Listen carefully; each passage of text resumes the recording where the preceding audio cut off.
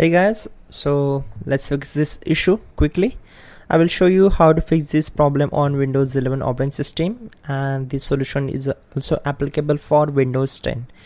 You have to just follow my screen and let's begin. So in the first step, you have to right click on the start icon and then click on settings. Once we are here, we need to select this and go to the apps, and from the apps you have to click on install apps and find out here Microsoft Store and click on these three dots and go to the advanced options. Once we are here, just keep scrolling down until we found the reset section, and from here we need to firstly click on repair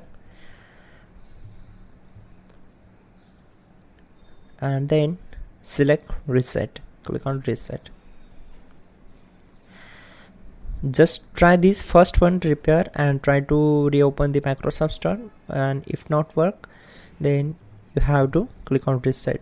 Then again close this window, go to the search bar and type here WS reset and simply click on this.